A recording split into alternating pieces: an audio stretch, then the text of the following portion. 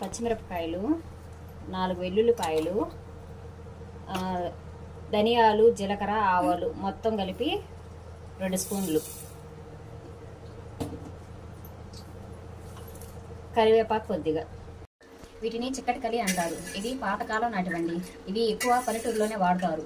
వీటిలో కొంచెం ఇందాక మిక్సీ పట్టుకున్న ఆవాలు, జీలకర్ర, ధనియాలు, పచ్చిమిర్చి, తెల్లగడ్డ వేసి పేస్ట్ పట్టుకున్నట్టు మొత్తం దీంట్లో వేసేయాలి. దీనిలోనే 1 స్పూను ఉప్పు, దీంట్లోనే కొద్దిగా పసుపు, ఈ రెంటిని కలుపుకోవాలి. స్టవ్ మీద గిన్నె పెట్టుకొని కొద్దిగా నూనె వేసుకొని దాంట్లోనే 1 స్పూన్ ఆవాలు, ఉల్లిపాయ కొంచెం, కరివేపాకు కొంచెం,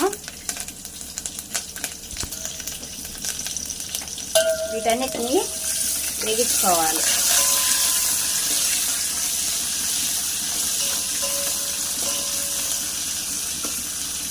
ఇందాక ఈ తేటకల్లో మొత్తం కలిపి పెట్టుకున్నాం కదా, అవన్నీ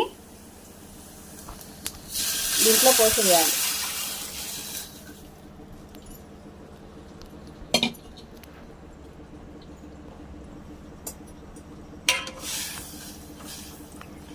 సరిపడినంత ఉప్పు కొద్దిగా వేసుకోవాలి.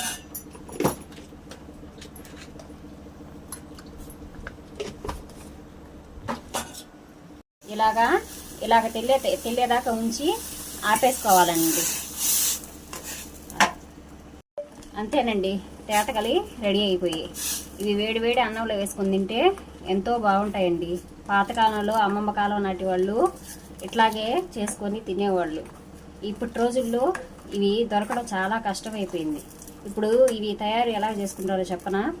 ఒక కుండ తెచ్చుకొని దాంట్లో కొద్దిగా వేడి నీళ్ళు కాసుకొని దాంట్లో పోసుకొని అన్నం ఉంచిన గింజ సగం పోసుకొని అవి 2 రోజులు ఆ కుండలోనే పులై పెట్టాలండి.